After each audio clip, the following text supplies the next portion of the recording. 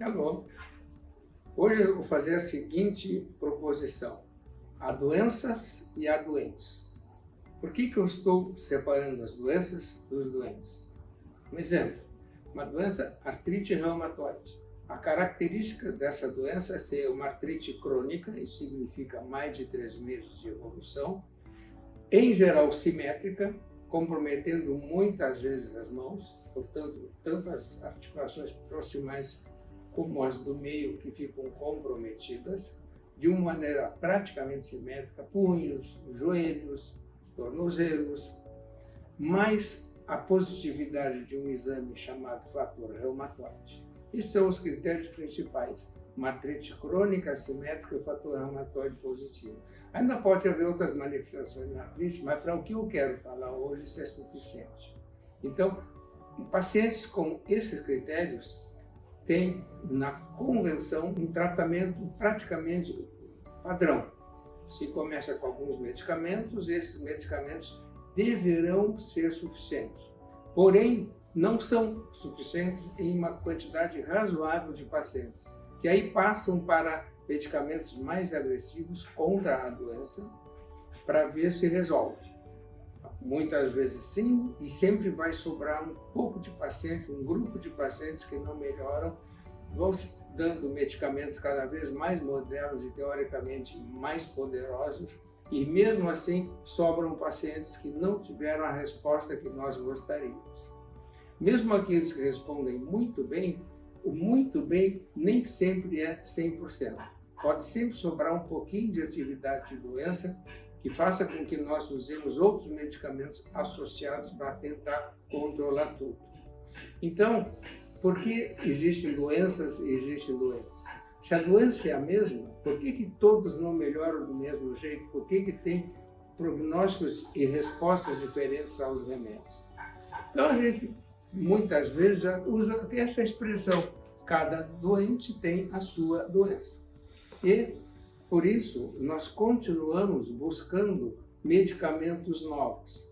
E aí entra a pesquisa clínica. O que é a pesquisa clínica quando se busca novos medicamentos? São pesquisas, ou seja, ainda no início não se sabe quanto vai melhorar e se realmente vai melhorar este tratamento para uma doença específica. Quem é que faz isso? As indústrias farmacêuticas. Elas são o grande auxílio que nós temos para melhorar cada vez mais a saúde das pessoas. E o que as indústrias fazem? Primeiro, uns 10 anos de pesquisa em laboratório até descobrir qual é o medicamento ideal. Esse medicamento vai ser testado em animais, vai ser testado só em bancada, em laboratório, para depois passar para a fase clínica.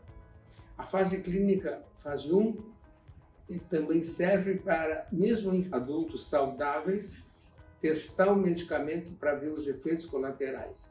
Os efeitos colaterais são mínimos ou inexistentes, o remédio vai adiante, a pesquisa continua.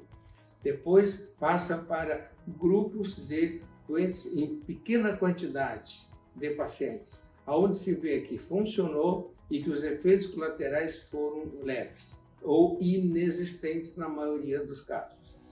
Nesse momento, as agências que vão autorizar o uso do medicamento exigem um número maior de pacientes usando a medicação para que se tenha certeza que não vai haver problemas e que o medicamento poderá ser autorizado. Isto é a pesquisa clínica.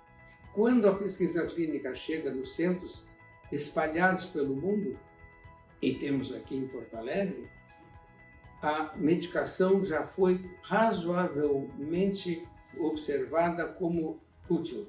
E então nós vamos usá-la. E vamos usá-la e os pacientes não são cobaias. Eles vão receber um medicamento que já se sabe que funciona. E por que ainda se continua a pesquisa? Porque a exigência das agências é essa. Um número muito grande, 500 ou mais pacientes espalhados pelo mundo, 1.000 pacientes que vão receber a medicação. E há um grupo que se chama controle, que recebe placebo. O que é o placebo? É algo semelhante, a gente olhando não sabe.